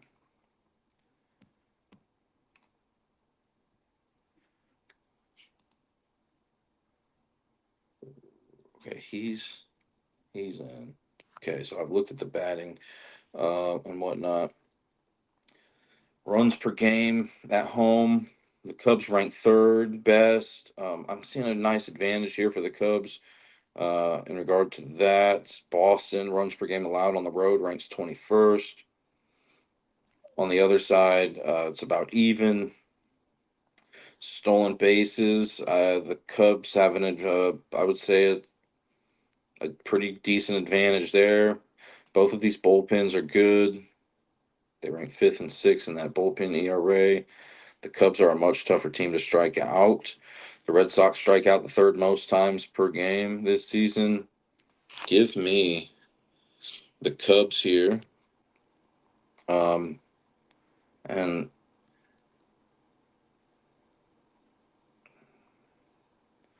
yeah, give me the Cubs here.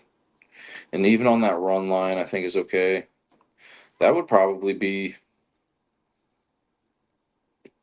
the best thing that I've looked at. But I mean, it's tough not to like the Minnesota Twins tonight against the Rockies.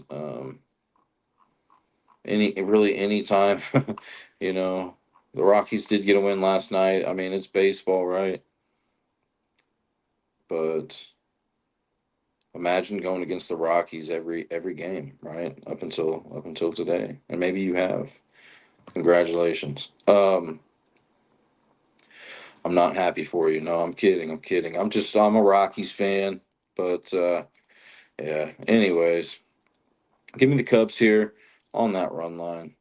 If I were to have to lean a run line, once again, these games between these pitchers have been close. I wouldn't be surprised to see the Cubs win by exactly one run.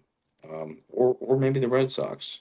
But I have to lean towards the Cubs in this one. And then we have the Cardinals and the Diamondbacks. So let me look at these starting lineups real quick. This wasn't out before I started the show. Uh, Looks like Marte is not in today for the Diamondbacks. He's not projected to start.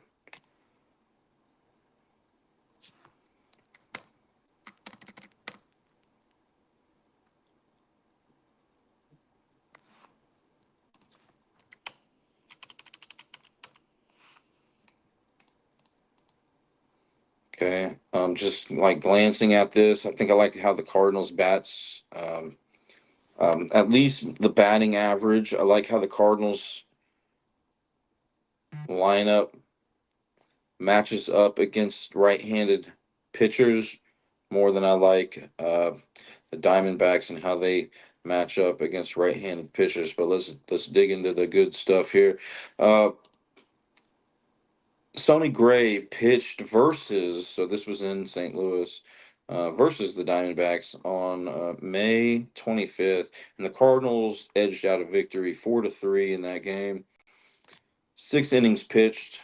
Sonny Gray did allow 9 hits to this team, 3 earned runs, no home runs, and 5 strikeouts. The Cardinals are 4-3 on the road with Sonny Gray. They won all of those games by 2+ runs. So if you like the Cardinals today, you got that going for you. I forgot to mention the run line trend.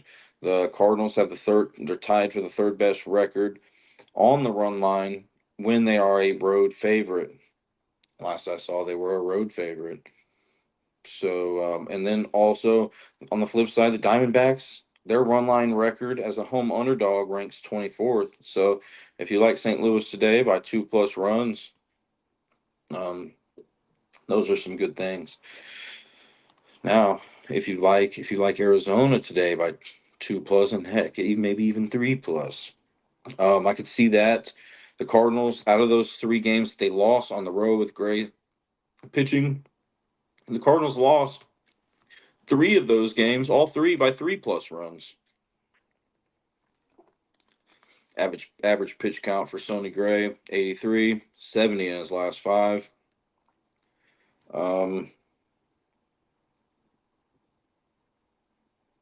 Looks like he's worse against right-handed hitters this season.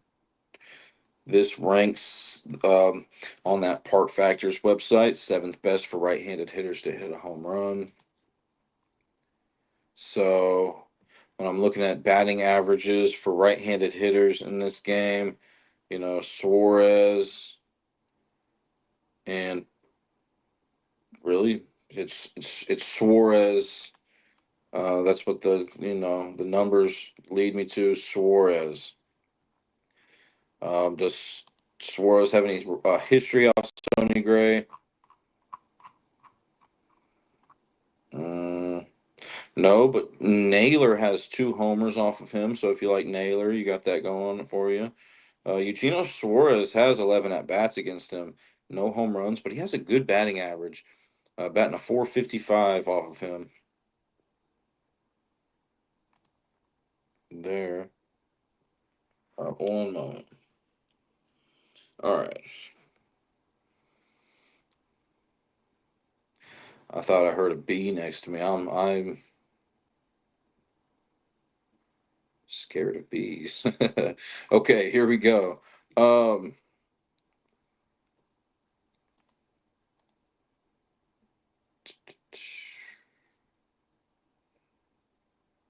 What was I looking at? Eugenio Suarez and how he's been hitting off of the 21% used four-seamer that Sonny Gray has been. Now, Sonny Gray does have a very diverse pitch arsenal, so it's kind of somewhat pointless for me to look into this, but I will.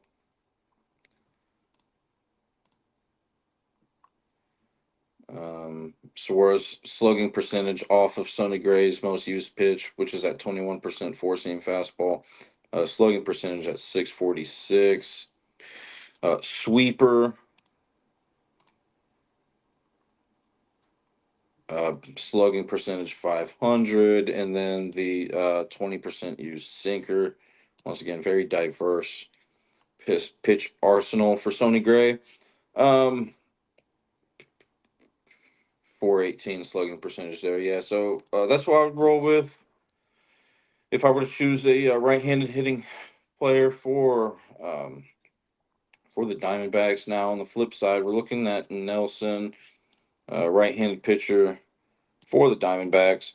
The Diamondbacks are 6-5 with Nelson at home this season. They won 5 of those games by 2+ runs. They lost 4 out of 5 of the games that they did lose by 3+ runs. So I think either way here, the numbers are telling me whichever side you decide to take in this one could be by that 2+ run margin. Average pitch count has been 63 this season for Nelson, although it's been 86 in his last 5 games. He's also worse against right-handed hitters. Um, neither of these pitchers are giving up. Neither of these pitchers have a high home run per 9 inning rate, though. I do want to mention that. So it's not that I necessarily love anybody in this one, but maybe you have a reason why you do. And then let's go look at how the Cardinals bat against this four seamer. See, this pitcher's pitching it 62% of the time. So whoever's has a better slugging percentage against that for the Cardinals, I think, is a little bit more likely to maybe hit one. Donovan, right? He's batting a 341 off of right-handed pitching this season. Um, and his slugging percentage is at 600 for this Cardinals team on that four-seam fastball. So that's probably who I would roll with. Donovan, does he have any history against Nelson? Does anybody have any history off Nelson here? Arenado, but I don't know if he's in, is he? Yeah, he's in, so sure. Um, we can look at Arenado's slugging percentage, 435 off of that four seam. What about the cutter? 13% used cutter. So maybe somebody sees a cutter here. Arenado 706. Arenado's slugging percentage is good off that cutter. And Donovan, 375 slugging percentage off that cutter. So I think Donovan's going to have a better chance to rip one off of four seamer. Runs per game. So the Diamondbacks have allowed the 30, 29, 28, just like the fifth most runs per game allowed at home this season. The Cardinals ranked 14th in runs per game on the road. Arizona's been scoring good at home, though. They rank 6th in runs per game at home. And then St. Louis ranks 22nd in runs per game allowed on the road. Stolen bases. Would give I'd give Arizona a slight advantage here. Also worth mentioning is that Arizona ranks third in team walks per game, but Sonny Gray hasn't been walking guys at a high rate this season. But St. Louis has a good sizable bullpen ERA advantage. They rank 12th in bullpen ERA. The Diamondbacks are near the bottom of the league. They rank 27th. With all of that being said, man, I think Marte being out today could be detrimental for the Arizona Diamondbacks. I like that run line trend for the Cardinals as a road favorite. I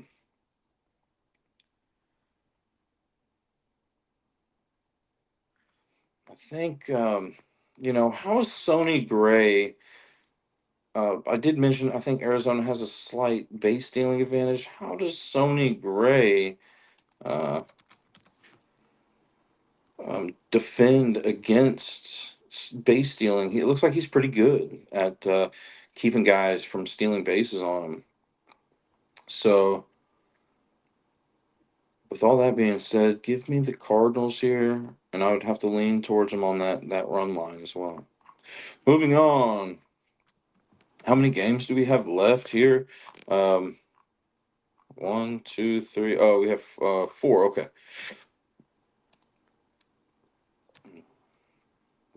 Yankees and um, the Atlanta Braves.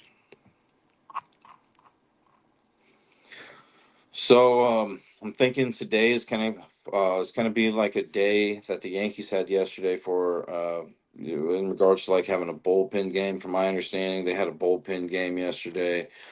Today, I'm thinking the same thing's going to happen, but for Atlanta here now, when we're talking about run line trends, Atlanta has the worst run line record after a win in baseball. Will Warren hasn't pitched against. He's the right-handed pitcher for the Yankees today, projected to be. Um, he hasn't pitched against Atlanta this season. The Yankees are 5-5 when he pitches. They've won two of those games by 3+ runs. They lost two games by 2+ runs. Average pitch count's been 84 this season, but 92 in his last five. He's worst against left-handed hitters. He's walking guys at a high rate. 4.2 walks per 9 innings. Atlanta ranks 10th in team walks per game. I think there's a good chance Atlanta draws some walks here today. And when we're talking about base stealing, though, Atlanta ranks 28th in base stealing. So, yes, those extra base runners can absolutely uh, be detrimental to that Yankees team if Atlanta were to get some hits while those guys were on base. Uh, but as far as like base stealing and putting themselves in scoring position and stuff, I'm a little bit less concerned about, just because once again Atlanta ranks 28th in stolen bases per game. And the Yankees have done a good job of defending against that this year. They rank ninth in opponent stolen bases allowed per game. I would give Yankees a slight base advantage here. They do rank 18th in stolen bases per game. Atlanta hasn't been doing a good job at defending against that. That's one of it's probably one of Atlanta's weak points, is not only lacking stealing bases, but also not doing a great job at preventing it. Okay, so then Joey Wentz looks like he's starting here for Atlanta, left-handed pitcher. Uh, I don't know how far he's going to go into this game. His average pitch count's 27, 39 in his last five. It's a possible bullpen game here. He's walking guys. The Yankees rank first in team walks per game. I see a bigger walk advantage and a bigger steal advantage for the Yankees today. I see a better batting average against the specific hand that this guy's pitching, although the bullpen could come into play. And Atlanta does have a good bullpen. They rank eighth best in that bullpen ERA. So much like yesterday, uh, I didn't know what to expect from the Yankees pitching. And from my understanding, they got kind of knocked around a little bit. So I'm thinking that, Atlanta, I'm kind of feeling the same thing here. Um, Now, I really like Goldschmidt's batting average against left-handed pitching. Bellinger, 368, Judge, 333. But how long will they see Wentz, until they bring in some other guys? So I'm not going to look into home run props, at least for them. And with Warren, really what I'll do here is look into that 39% four seamer real quick, and see who has the best slugging percentage on this Braves team, on that four seam fastball that Warren likes to rely on, and then we'll move on. So Matt Olson leads the team slugging 634. Acuna Jr., Profar. So I don't know if any of these guys have any history off of Will Warren or not. I mean, we can check that. Doesn't look like they do. So, with all that being said, I do like the Yankees in this game today. I did like them yesterday as well, and well, I didn't like them, but I was leaning towards them. It was a coin flip for me. I really didn't know. But today I feel a little bit better about the Yankees than I did yesterday. I still don't feel great about them though. Once again, Atlanta's got a good bullpen ERA. They have some good bats that match up against right-handed pitching: Acuna, Baldwin, Olson, Allen. So, but if I were to have to lean one way, I'd go the Yankees there. All right, Minnesota versus the Rockies. I mean, I think a lot of this stuff is kind of going to be similar to yesterday. Um, Now, I'm proud to say this: Colorado's run line record after a win ranks first best in baseball. Let's go. But other than that, I don't see a whole lot working with the Rockies here today. Looks like this Zebby Matthews guy for the Twins, projected to be starting pitcher. He's just been activated from the 15-day injured list. And how, you know, how many pitches will he throw is the question. I'm not seeing anything about him being limited. Typically, when people are coming off the injured list, they could be limited, and I think that could be a big factor in this game, because the Twins have the 21st ranked bullpen ERA. It's not it's not great. In the games that he has pitched this season, he's been averaging 81 pitches per game, so he's been going to about the fourth or fifth inning, it looks like. So the Rockies could have a chance off that Minnesota below average bullpen ERA. Matthews is worse against left-handed hitters. So if you like, Moniak again here today, as we kind of mentioned him yesterday, you got that working for you. Maybe even Toglia for the Rockies, but he hasn't had like the greatest batting average against lefty or right-handed pitchers this season. But all it takes is one swing. I will say Matthews' home run per nine inning rate is not alarming. 45% of the time he throws that four seamer, so we can just kind of once again look Rockies four seamer slugging percentage.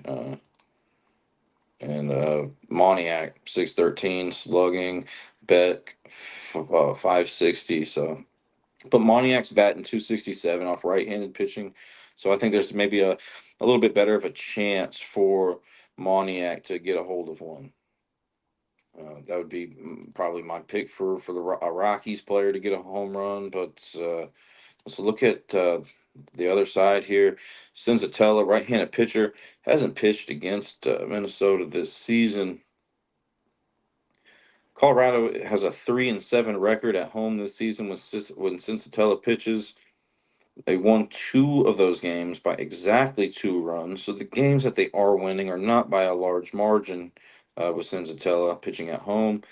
And then they lost 5 out of the 7 games that they did lose by 2+ runs. So if you're thinking Minnesota, run line here, you got that working for you. Worst batting average. He has a worse batting average against lefties, but more home runs allowed to right-handed hitters.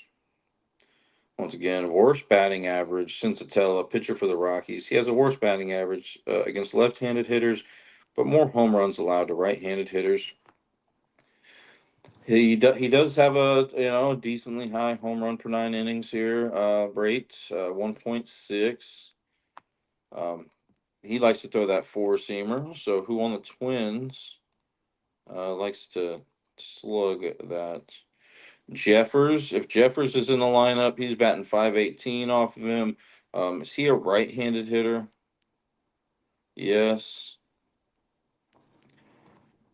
And Jeffers is also batting 258 batting average off of right-handed pitching this season. yesterday. I think I leaned towards Buxton getting a home run, and he ended up getting one. Um, I think Jeffers might. I don't know how many home runs Jeffers has. I mean, he's batting what, cleanup today. He's got 7 this year. Um, Maybe Buxton again.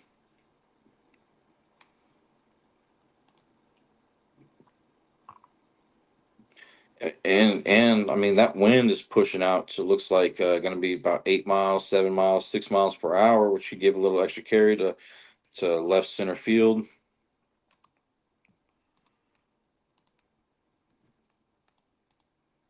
And let's just say that Senzatella throws that slider. What are we looking at here, slugging percentage wise? Buxton, Bader. I think Bader's worth a mention here. Okay, so when we look at all this stuff here, we're going to find a lot of things that are working against the Rockies here. Um, I mean, I have to lean towards the Twins on not just getting the win, but the run line. But and I like how the Twins bats match up against right-handed pitching. I don't think the Rockies look terrible today with Freeman, Goodman, and Moniak in the lineup. Let me kind of look at my notes from yesterday and compare them. Um, I do like the Twins bats, how they match up today more than I did yesterday. And I also like the Rockies bats a little bit more and how they match up today. But I like how the Twins bats match up more today, more than I like how the Rockies bats match up today compared to yesterday, if that makes sense. So, yeah, I feel better about the Twins today. It is baseball, though. Anything can happen. Twins win, lean. Twins win, Twins run line. All right. Uh, 2 games left on the slate here. Oh, who did it for the Royals? Royals tied it up. Who did it? Salvi. Cool. Okay. So, Brewers and Dodgers. This is a good home run park, from my understanding, on either side of the plate. Let's go see if that wind's blowing any type of way here. Looks like once again 6 to 8 miles per hour out towards right field. Do any of these pitchers have a high home run per 9 inning rate? Not that I'm really seeing. But if you do decide to take a Brewer to hit a home run today, the Dodgers do have the 24th ranked bullpen ERA. So maybe the Brewers, and I always kind of try to get a home run hitter if I do pick one with like a bad bullpen ERA, just in case they don't get one off of that starting pitcher. There's a little bit of a fighting chance there to get one at the later stages of the game. Anyways, the biggest run line record trend advantage that I see here is that the Brewers rank second on the run line as a road underdog. And the Dodgers on that run line after a loss ranked 28th. Moving forward here, Peralta is projected to be the starting pitcher last I checked, and I'll refresh my page here and see if anything's changed. Now, that lineup isn't confirmed yet. So it's a little bit tougher whenever a lineup is not confirmed to give an accurate prediction. The more information that I have, the more comfortable that I feel. Because what if some of these guys that I do like end up not playing for the Brewers? So, but I think the Brewers. Uh, I think they're what 4-0 against the Dodgers this season. So they've kind of had their number. Now Peralta pitched in Milwaukee. This is in Los Angeles, but he pitched in Milwaukee on 7-7. So about 12 days ago, exactly 12 days ago, and Milwaukee won that game 9-1. He did allow 5 hits through 6 innings pitched, which isn't bad against pretty good Dodgers offense. 7 strikeouts against them. Now the Brewers are 4-6 on the road with Peralta. Peralta, uh, Milwaukee's bullpen does rank 17th, but Peralta has been going deep into games. 95 average pitch count, 96.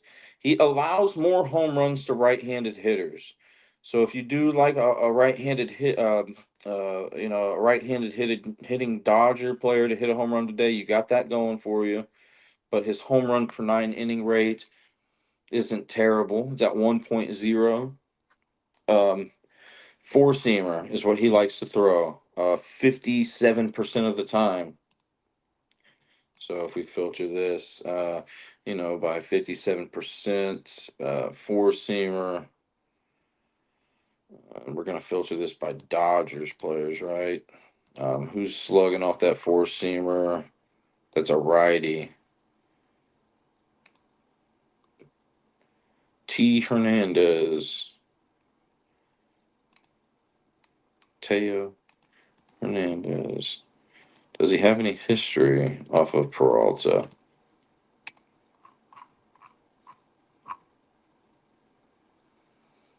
Yeah, five at bats, no home runs. Now it looks like Freeman, Will Smith, and Otani all have home runs off of him.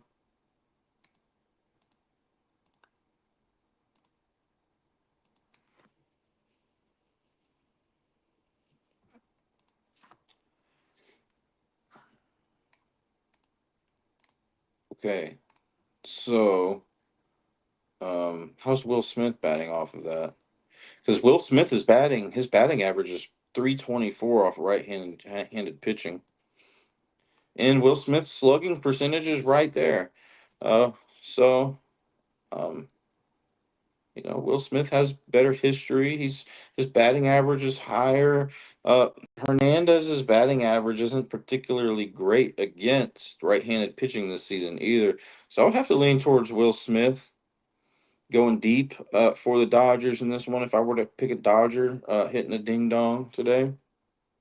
And then um, Sheehan, right-handed pitcher, is projected to be starting for the Dodgers today. The Dodgers are 1-1 when Sheehan's at home this season. He hasn't pitched against the Brewers. The one game that the Dodgers did win was by exactly 1 run. The one game that they did lose was by exactly 4. His average pitch count is 67, not just this season, but in his, I guess, just in his games that he's played this season. But that's a little concerning, right? Because the Dodgers have that 24th ranked bullpen ERA. So if he's not able to get some pressure off that bullpen. It could be another loss here for the Dodgers. He has a worse batting average allowed to right-handed hitters. So if you like a Brewer, a right-handed Brewer today for a hit, you got that going for you. I think for a home run could be on either side of the plate here. Four seamer, he throws 45% of the time. Not the greatest sample size, not the biggest, but let's go take a look at Brewers real quick. Slugging percentage off that four seamer. Hoskins, Yelich. So Yelich, Hoskins isn't projected to start.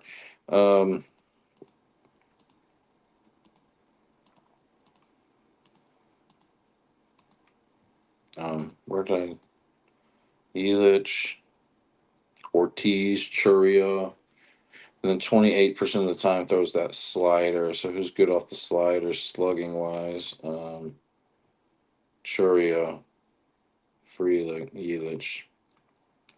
Churio doesn't have necessarily the greatest batting average against right-handed pitchers. Frelick's 281, then Yelich is 279. So I'd probably, if I were to go with one there and Brock with one of those guys. Um, Milwaukee does have a base stealing advantage, a sizable base stealing advantage here. They rank second in stolen bases per game. The Dodgers ranked 16th in stolen bases allowed per game. And then the Dodgers ranked 20th in stolen bases per game. Brewers ranked fifth in stolen bases allowed per game. Runs per game at home, Dodgers ranked first. Runs per game on the road, Brewers ranked second. The Dodgers have looks like the Dodgers have allowed a few more runs per game at home this season, and the Brewers have allowed on the road. um, and I'm just seeing, some good things here once again for the Brewers. But I think that starting lineup is key, right? I don't want to make any decisions until I see that starting lineup because Frelick's not even projected to be in it, and he's one of the guys that I like today. Um, and if he's out, or some of these guys that have a good batting average against right-handed pitching are out, it could make me like Milwaukee less. But I would have to lean, just based on all of this stuff that we've talked about, lean towards, Milwaukee um, again here today, plus 1.5. I could see them just winning outright again, possibly. But the Dodgers got to be sick of them, right? All right, so I'd lean towards Milwaukee in that game. Last game of the day here, the Astros and Mariners. Astros, biggest run line record trend advantage that I see is that the Astros have the third best record on the run line when they are a road underdog. Now, McCullers pitched versus Seattle on 5/22. On 5/22, and Houston won that game 9-2. 4.1 innings pitched, 5 hits, 2 earned runs, a home run, 3 walks, 8 Ks. So he did pretty good. His offense really did well that game. Houston does have a 3-1 record on the road with McCullers pitching this season. They won all of those games by 3+ runs. So if you like, Houston winning this game by 2+, 3+ runs, you got that going for you. In the game that they did lose, they lost by exactly one. So Houston plus 1.5 is 4-0 when they have McCullers pitching on the road this season. Average pitch count's been 84, 88 in his last 5. Walks per 9 innings. His walks per 9 innings rate is kind of high. 5.6 walks per 9 innings. That is definitely alarming here. And Seattle is a good team at drawing walks. McCullers is worse against right-handed hitters. So if you like a right-handed hitter today for Seattle, you got that working with you. On the flip side, Evans, right-handed pitcher, is projected to start for the Mariners. Hasn't pitched against Houston this season, and the Mariners are 2-2 at home with Evans pitching. They won one game by exactly 8 runs. The other game was by 1 run. And they lost one game by exactly 3 runs. The other one was by 1 run. Average pitch count is higher here for Evans than it is McCullers. 88, although McCullers isn't far behind. 88 average pitch count for Evans, 90 in his last 5. Now, he has a worse batting average against left-handed hitters. Evans does. And he's allowing slightly more home runs to right-handed hitters. His home run rate is, McCullers' home run per 9 inning average is higher, though, than Evans' home run per 9 inning average. But they're both kind of, on the highers. A little bit higher than other pitchers that we've looked at today. 1.9 home runs per 9 innings for McCullers, 1.6 for Evans. And I haven't really looked at the batters for Seattle here. when we're talking about how they bat against right-handed pitching, batting average wise, but it looks like they got some guys here that are doing decent off of lefties. Didn't they face a righty yesterday? I can kind of just like look at my notes from yesterday and kind of cheat here. It was against a lefty. So I think against a righty for Seattle is a little bit different story. Julio Rodriguez is batting decently there. Um, Polanco, Crawford, about three guys, right? If I were looking for a home run hitter, I'd probably be looking at the guys that could make some contact first, um, and then look to see, uh, the pitches that McCullers likes to throw. Once again, that's a 33% slider rate. So if we look at the slider and look for the Mariners here, we'll filter that slugging percentage. Rally's batting 639 off that slider slugging, and then it's Polanco. So I'd probably, be looking at Rally getting, but well, he might be batting left today. And same with Polanco. And he's worse against right-handed hitters. My guess is that Rally would be batting left today, and same with Polanco. What about Julio Rodriguez and Arozarena? Those are some guys that come to mind. Arozarena has a higher slugging percentage, but it's not great against that slider. But what I will say is that McCullers has a more diverse pitch arsenal. So, he also works that sinker in there a little bit. That Arozarena is slugging 517 on. Um, Maybe Polanco. I forgot who I mentioned, those three batters that were doing decent against right-handed pitchers. Polanco is one of them. I'd probably, but he's going to be batting left today. I'm just a little, I don't know. I don't know about a home run here on this one, but I do like how Seattle can get walked in this game. And man, if they get on base, they can swipe some bags. They rank fifth in stolen bases per game. Houston ranks 29th in stolen bases allowed per game. I think it's important to get some sort of an idea of how McCullers manages base stealing. Doesn't look like he's necessarily good or bad at it, just kind of average. Just from this chart that I'm looking at. Maybe you have a better idea of that than I do. But this chart that I'm looking at is telling me, he's about average. Okay. So I like the batting averages for Houston's lineup a little bit better, but it's not confirmed yet. That's the problem. And that's kind of what happened yesterday, too, right? I was leaning towards Seattle, but I didn't. The lineup wasn't confirmed for Houston. I think it was again. And this is, the reason why I like to run these shows a little bit later in the day. Once again, to see these lineup confirmations, I think they're super important. Myers doesn't look like he's projected to play in this one. Um,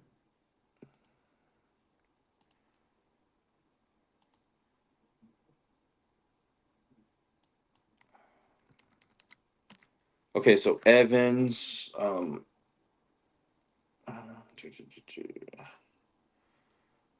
27% cutter. So who on this Astros team is good with that cutter? Altuve, Dubon. I'd probably, go with one of those two guys if I was looking for a home run hitter. But it's tough for me to make a call, on necessarily who I like in this game without seeing a starting lineup. I do like Houston today more than I did yesterday.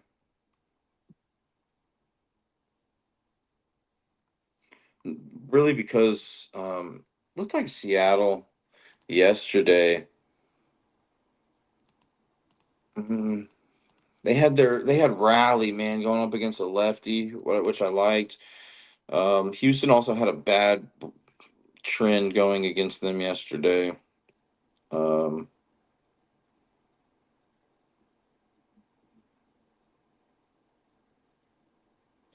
I don't know. Houston's bullpen does rank fourth in ERA. Seattle's ranks 11th. Seattle ranks 27th in team strikeouts. They strike out a lot, and Houston ranks 7th. It's a little bit tougher to strike them out. I don't know. I don't even want to say a pick here. So, like confidence wise, um,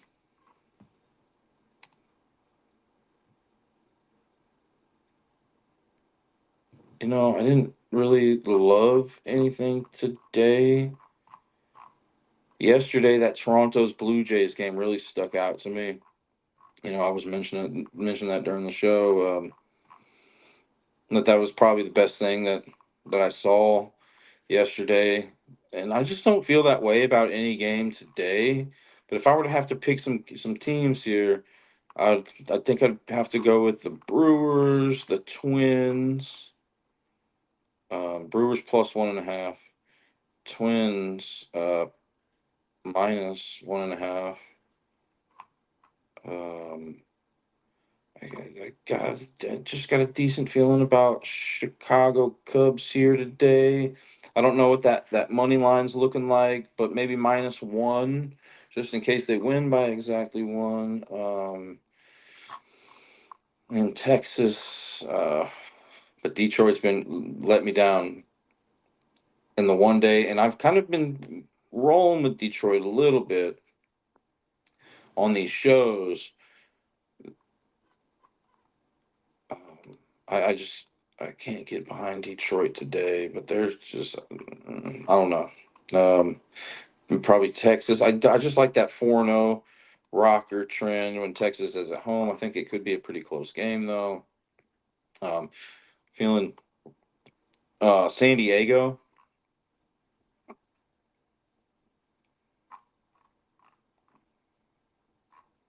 So there you have it. And the Phillies. That game just started not too long ago.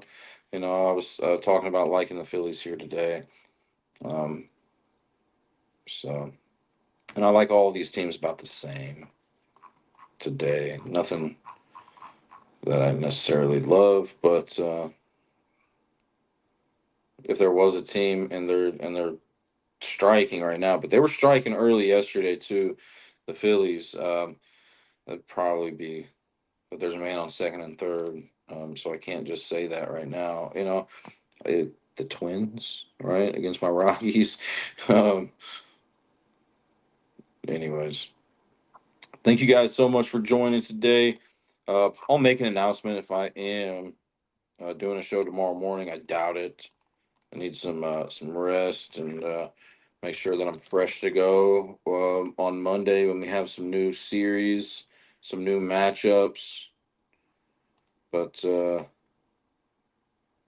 these games start at like 12 Eastern time tomorrow, like noon Eastern time.